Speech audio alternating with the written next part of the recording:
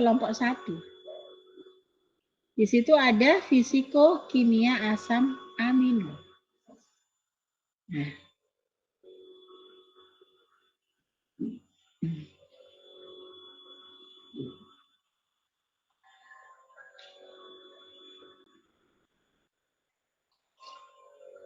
Sifat kalau yang di ringkasan ya, di buku Venema itu ada sifat asam basa dan polaritas relatif.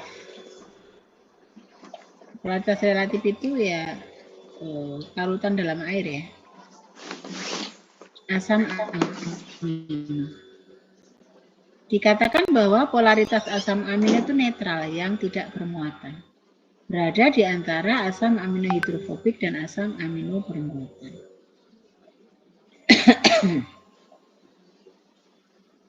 Ada hidrofobisitas asam amino. Hidrofobisitas itu adalah kelebihan energi bebas zat terlarut dalam air dibanding dengan parut organik dalam kondisi yang sama.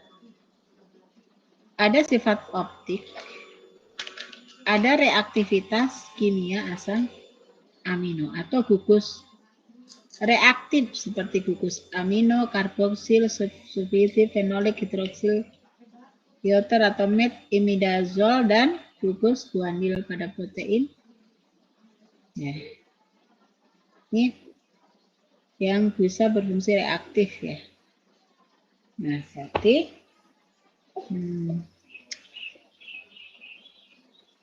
secara umum bisa diringkas seperti ini di dalam PPT.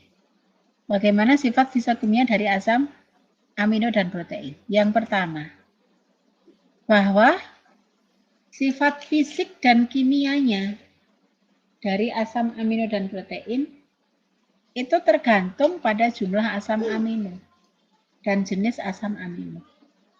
Jadi tergantung pada jumlah asam amino dan jenis asam amino. Bila dilarutkan dalam larutan air membentuk dispersi koloidal. Jadi protein ya, secara umum bila dilarutkan di dalam air membentuk dispersi koloidal. Koloid. Bentuk koloid. Koloid itu ya koloid gabungan antara protein dalam air itu tadi. Nah, dispersi berarti tersebar. Berarti protein seperti itu. Secara umum ada protein yang larut dalam air. Seperti tadi yang protein larut dalam air contohnya adalah globulin gitu ya. Ada juga yang tidak larut dalam air, contohnya adalah globulin itu yang tidak larut dalam air, albumin yang larut dalam air. Tapi semua protein larut dalam pelarut lemak, misal etil eter. Oke, itu dari sisi kelarutan dirangkum menjadi seperti itu. Apabila dipanaskan atau ditambah dengan alkohol, maka protein akan menggumpal. Jadi apabila dipanaskan, ini misalnya albumin ya, putih telur, atau protein yang ada pada putih telur kemudian dipanaskan. Seperti fenomena perebusan telur. Maka putihnya itu akan menggumpal. Atau ditambah dengan alkohol, maka protein akan menggumpal. Kalau di laboratorium bisa diuji, albumin yang mudah dicari proteinnya kan, albumin kemudian diteteskan alkohol, maka akan terjadi penggumpalan. Adanya gugus amino, nah apa tuh gugus amino? Nanti kita lihat lagi ada di sisi kiri gugus amino, NH itu gugus amino. Dan karboksil bebas pada ujung-ujung rantai molekul protein menyebabkan protein mempunyai banyak muatan dan bersifat amphoter.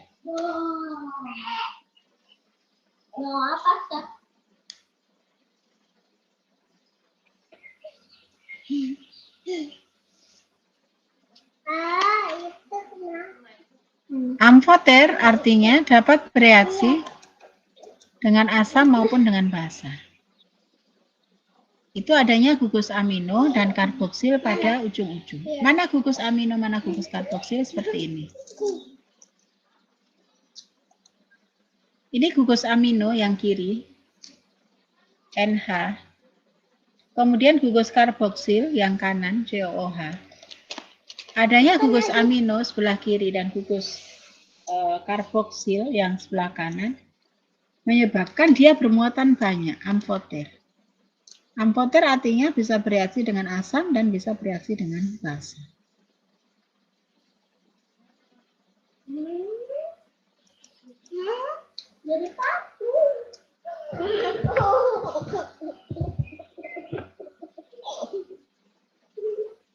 Nah, sekarang masuk ke denaturasi. Tadi sifat fisikokimia ditunjang oleh ringkasan yang dibuat oleh kelompoknya Fania ya, dan Mauizah Hasanah, Rahayu Anggraini dan Cindy Ersa Putri, kelompok 1. Ya, silakan untuk dibaca. Sekarang kita lihat denaturasi. Denaturasi dibuat oleh kelompok Fadilah. Ya, Septi berarti Dila, Putri Asri, Nifari dan Ayu Novitasari. Nah, seperti ini denaturasi protein. Silahkan dijelaskan dulu apa itu pengertian denaturasi. Silahkan. Kelompoknya Fadilah. Siapa yang mewakili, silakan. Sebelum masuk ke PPT.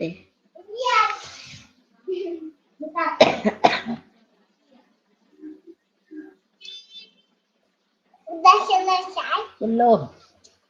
Mahasiswanya yang diminta bicara.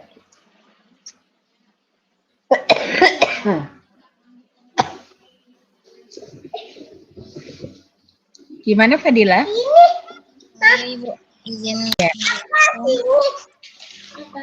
Jadi sesuai dari buku Venema Food Chemistry itu kita dapat pengertian dari denaturasi protein itu perubahan struktur 3 dimensi itu struktur sekunder, tersier, dan kuartener dari suatu protein tanpa mengubah struktur primernya sehingga tidak mampu menjalankan fungsi biologisnya. Nah, terus denaturasi ini tuh ada sisi positif dan negatifnya. Kalau positifnya itu denaturasi ini dapat menimbulkan efek yang diinginkan dalam sistem pangan seperti untuk meningkatkan sifat pengemulsi, terus juga denaturasi oleh panas itu dapat menjadi syarat dari pembuatan gel protein. Terus kalau negatifnya itu dapat menyebabkan hilangnya kelarutan dan daya cerna serta kehilangan sifat fungsionalnya. Terus di sini juga bahas mengenai agen denaturasi atau apa aja yang mempengaruhi denaturasi itu. Dibagi jadi dua, ada agen fisik dan juga agen kimia.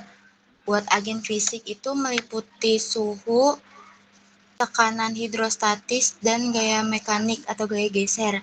Terus untuk agen kimianya ada pH, terus pelarut organik, zat aditif yang berbobot molekul kecil, terus zat terlarut organik, deterjen, dan juga garam kaotropik. Seperti itu, Ibu.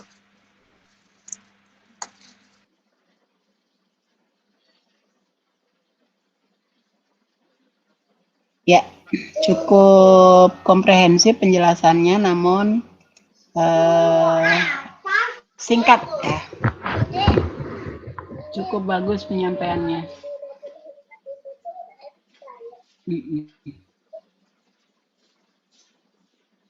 Nah, secara umum,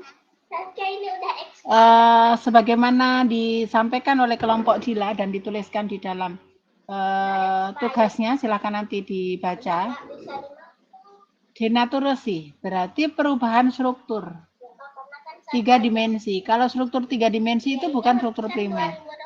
Kalau struktur primer yang tadi di PPT itu struktur primer. Kalau 3 dimensi itu struktur sekunder yang helix.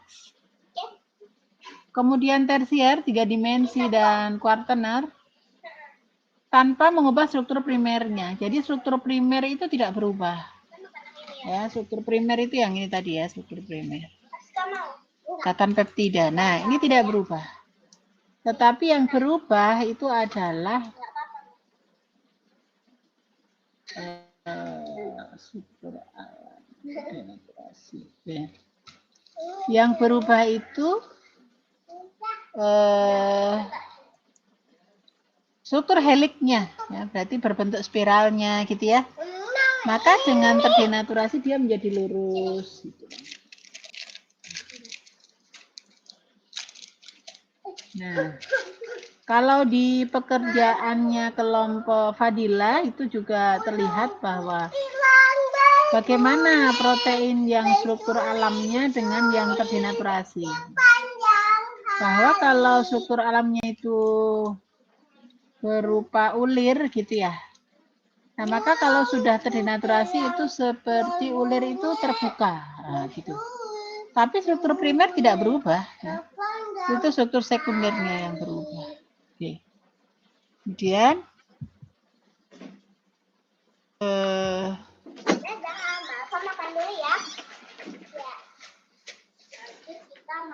secara umum dia adalah proses terpecahnya ikatan hidrogen, bukan ikatan peptida ya. Ikatan hidrogen. Jadi bukan ikatan peptida yang di sini. Karena kalau ikatan peptida itu sudah primer kan. Kalau ikatan hidrogen ya ikatan haknya gitu. Nah, ikatan juga jadi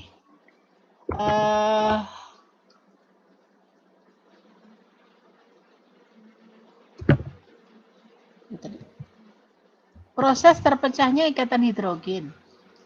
Kemudian interaksi hidrofobik. Hidrofobik itu interaksi yang dia suka air ya, fobi. Fobi itu nggak suka, berarti tidak suka air. Aku nggak suka air. Ikatan garam dan terbukanya lipatan. Lipatan itu yang struktur helik yang sekunder itu. Atau wiru molekul. Nah, itu. Terbukanya lipatan atau wiru molekul. Nah, yang negatifnya tadi, protein yang terdenaturasi, nanti oleh apa? Nah, ini baru. Yang terdenaturasi itu berkurang kelarutannya. Jadi menjadi tidak larut. Nah, kemudian denarasi protein yang dapat dilakukan dengan berbagai cara, yaitu oleh apa? Suhu, tadi sudah dijelaskan. Oleh kelompok Fadila, jadi ada suhu. Kemudian, bentar, saya kehilangan lagi.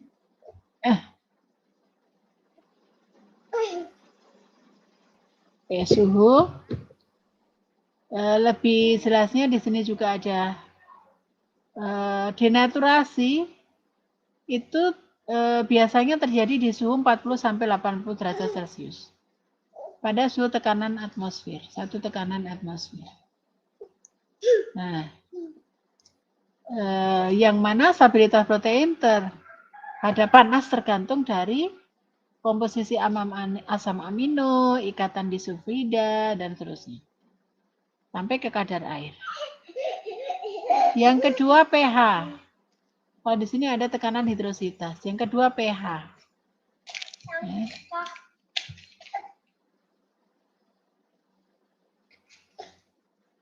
Nah, penghancuran glukosil hibrid pada pH basah atau agregasi dapat mengakibatkan denaturasi protein yang irreversibel. Pada titik isoelektrik atau PI, larutan protein akan berkurang sehingga protein akan menggumpal dan menguap. Yang berikutnya bahan kimia. Nah, bahan kimianya itu ada pelarut organik, ada zat pelarut organik urea, ya, dan seterusnya, ada deterjen. Nanti deterjen ada di situ. Dan mekanik. Kalau mekanik itu berarti ini dipilah jadi 3 ya, panas, pH, bahan kimia, dan mekanik. Panas penjelasannya ada di kelompok Fadila. Kemudian pH juga ada di kelompok Fadila tadi, bahan kimia itu dirinci di sana, mekanik yang nggak ada di sana. Nah, yang berikutnya bahwa deterjen kalau di Venema itu masuknya ke bahan kimia ya. Deterjen atau sabun itu dapat menyebabkan denaturasi protein karena senyawa ini dapat membentuk jembatan antara gugus hidrofobik dengan hidrofil.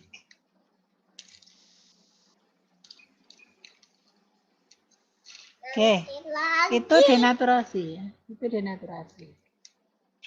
Yang dilengkapi ya oleh kelompok Fadila ya, kelompok 3.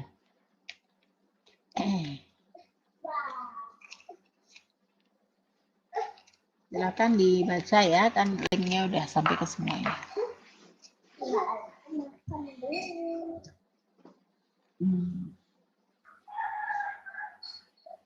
Kemudian berikutnya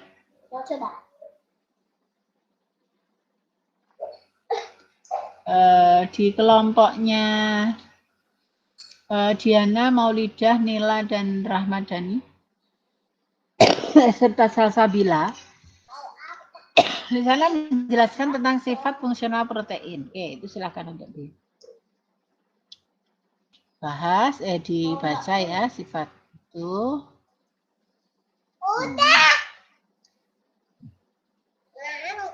Kemudian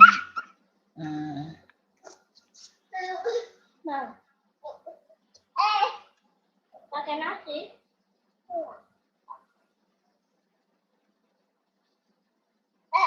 Ada protein hidrolisat. Itu juga ada kaitannya dengan sifat fungsional, itu di kelompok 5. Ada sifat fisik kimia, itu di kelompoknya Arif ya, kelompok 6. Itu menunjang yang pertama tadi ada sifat fisikokimia. Sifat fisikokimia lagi juga. Oh, Arif ya tadi kelompok 6 sudah. Terbuka lagi sama saya. Kemudian struktur protein itu melengkapi tadi struktur primer sekunder, itu kelompoknya Fatih, berarti ada 2 yang mengerjakan double. Ada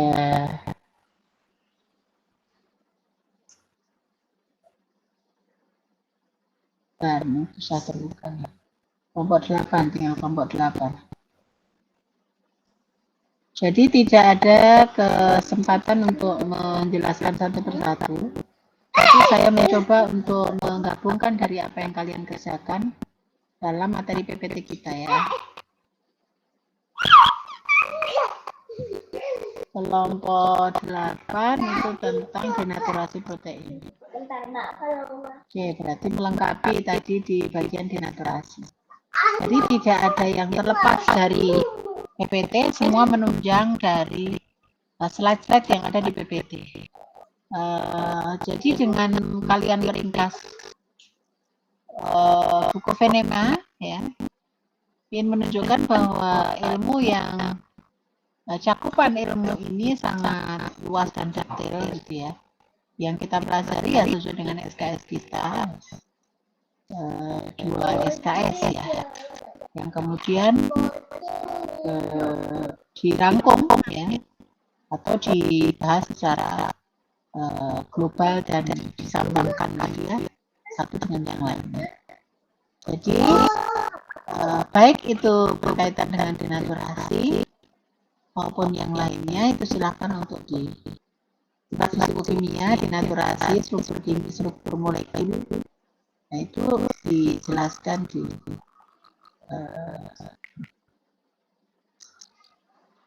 tugas ya. Dan terakhir kelompok 9 bicara tentang asam amino peptida dari protein. Asam amino adalah langsung dari protein. Peptida adalah ikatan antara asam amino dan protein. Baik, seperti itu. Masuk ke fotoprotein.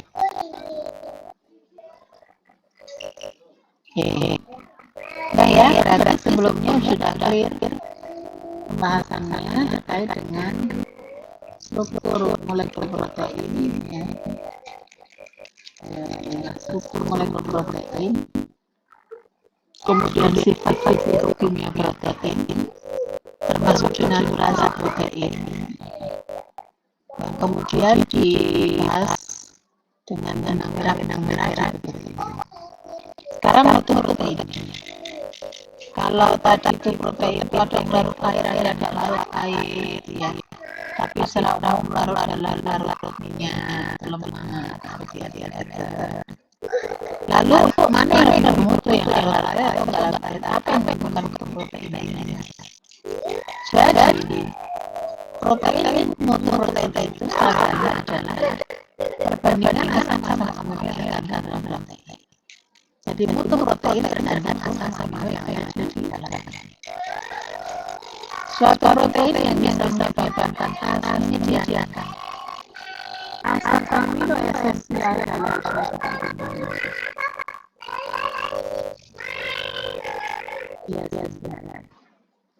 Suatu protein yang bisa dijadikan asam amino esensial. Apa itu asam amino esensial? Asam amino yang tidak terkonsumsi. Dalam satu perbandingan yang baik di kebutuhan manusia, maka dia bermutu tinggi. Jadi satu protein ini bisa dihasilkan. Asam amino esensial yang dibutuhkan oleh tubuh, maka dia tidak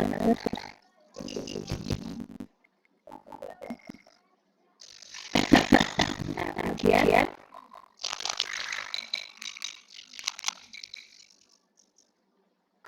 protein yang kurang satu atau lebih asam amino esensial dikatakan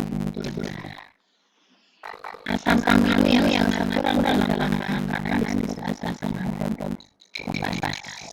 Jadi ada asam amino yang ada dalam makanan sangat kurang, maka ini dikatakan sebagai asam amino pembatas. Contoh, asam amino pembatas sehari-harian namanya lisin. Jadi lisin itu sehari-harian berada dalam konsumsi kecil. Dalam leguminosa itu methionine.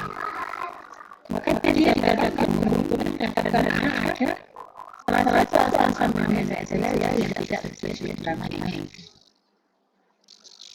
Sementara kalau protein hewani seperti daging susu, dia dikatakan mengumpulkan berarti asam amino yang ada di dalam daging protein daging susu tadi itu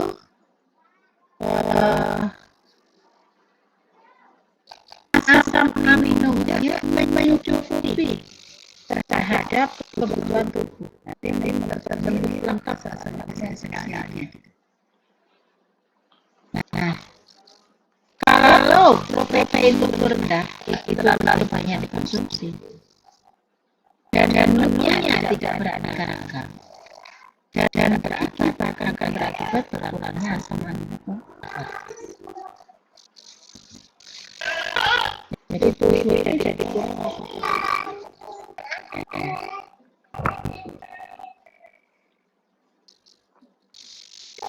Nah, bagaimana untuk meningkatkan mutu protein? Bagaimana untuk meningkatkan mutu protein? Bila dua jenis protein yang memiliki jenis asam amino pembatas berbeda dikonsumsi bersama-sama, maka kekurangan asam amino dapat ditutupi oleh asam amino sintetis yang berlebihan pada protein. Contohnya tadi, serealia itu kan asam amino pembatasnya lisin, jadi lisin kan rendah di serealia. Kalau di leguminosa atau kacang-kacangan yang asam amino pembatasnya methionine gitu. Berarti methionine yang kurang di leguminosa bisa dipenuhi di serealia. Lisin yang kurang di serealia bisa dipenuhi di leguminosa. Nah, itu maksudnya. Jadi kalau dua jenis protein yang memiliki jenis asam amino pembatas berbeda dikonsumsi bersama-sama, maka kekurangan asam amino dapat ditutupi oleh asam amino jenis yang berlebihan pada protein. Contoh seperti ini. Lihat tepung gandum. Tepung gandum itu yang banyak apa?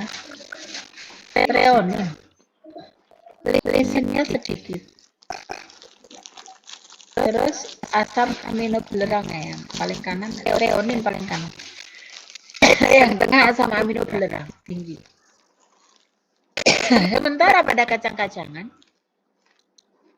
asam amino belerangnya rendah, tapi dalam tepung gandum tinggi gitu.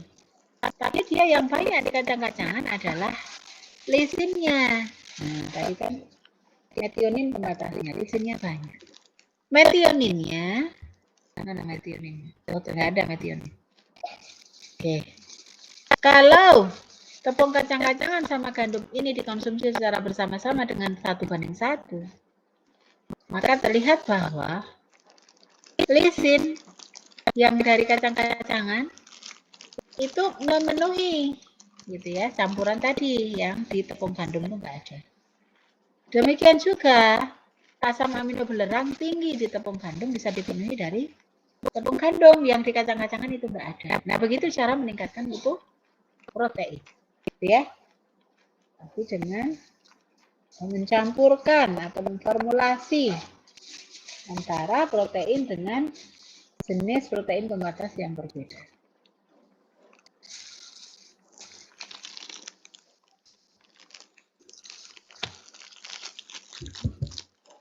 Nah, oke. Kita masuk poin bahasan lain yaitu kebutuhan protein pada manusia.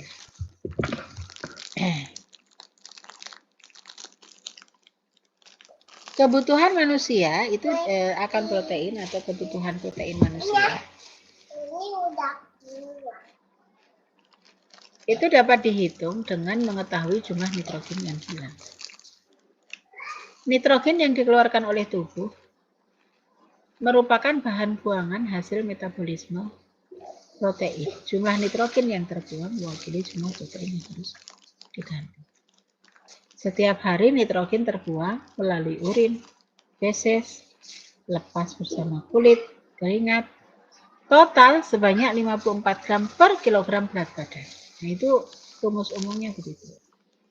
Ini adalah untuk pedoman.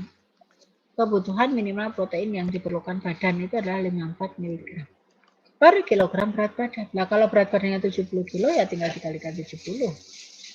Menjadi 54 kali 70 mg.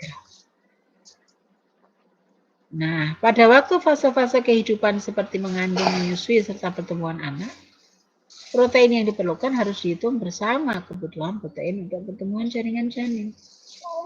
Nah, jadi kalau 54 mg, ya kan? 54 mg itu adalah kebutuhan standar, minimal. Kalau dia ternyata hamil, maka ya 54 ditambah dengan protein untuk pertumbuhan jaringan janin. Kalau dia menyusui, maka ditambah protein untuk produksi susu. Ya.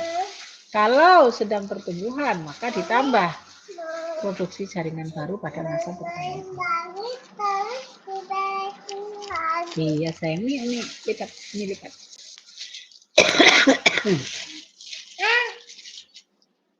Terbuangnya nitrogen bervariasi, tergantung individu, ukuran badan, jenis kelamin, umur, satu contoh. Kebutuhan protein menjadi 0,57 gram per kilogram per BB per hari untuk laki-laki dewasa, atau 0,54 gram per kilogram per BB per hari untuk wanita dewasa. Nah, kemudian menjadi seperti itu. Awalnya 54 mg per kilogram BB menjadi 0,57 gram ya, bukan miligram, 0,57 gram per kilogram per BB per berat badan. Kalau berat badannya 50 ya kalikan 50. Begitu. Jadi protein kita sudah tahu struktur molekulnya gitu ya. Kita juga sudah tahu ikatan yang mengikat antara asam amino satu dengan yang lainnya. Kita juga sudah tahu sifat fisikokimianya. Kita sudah tahu pembagian protein berdasarkan kelarutannya, struktur molekulnya, serta adanya molekul selain protein, gitu ya, konjugasi dan sederhana kan. Kita juga sudah belajar apa itu sifat fisik denaturasi. Kemudian yang terakhir mutu protein dan kebutuhan protein. Ini silakan untuk didiskusikan, dijadikan tugas di luar kuliah. Diskusikan tentang apa itu asam amino esensial.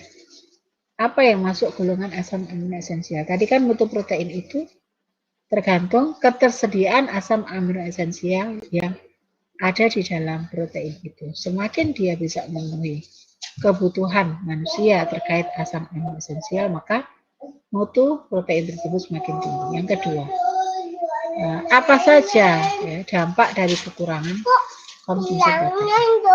Yang ketiga, bagaimana menganalisis asam amino dan bahan. Baik, sampai di sini apakah ada yang mau dibahas?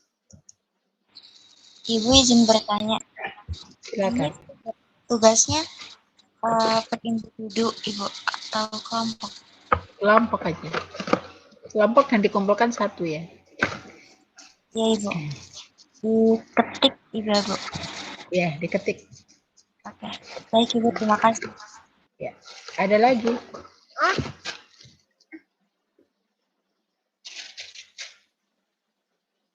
Baik, kalau tidak ada, Gila, apakah PPT sudah saya kirim? Sudah, Ibu. Saya dapat. Ya, baik. Dengan demikian, protein sudah selesai. Minggu depan kita lanjutkan ke lemak.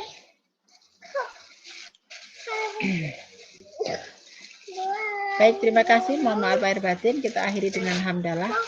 Alhamdulillahirrahmanirrahim. Dan doa penutup majelis. Subhanakallahumma bihamdika asyhadu an la ilaha illa anta astaghfiruka wa atubu ilaik. Alhamdulillahirrahmanirrahim. Assalamualaikum warahmatullahi wabarakatuh. Waalaikumsalam. Waalaikumsalam warahmatullahi wabarakatuh. Waalaikumsalam warahmatullahi wabarakatuh. Sama ya. Ya. Waalaikumsalam, makasih. Minal aidin ya, Bu. Ya.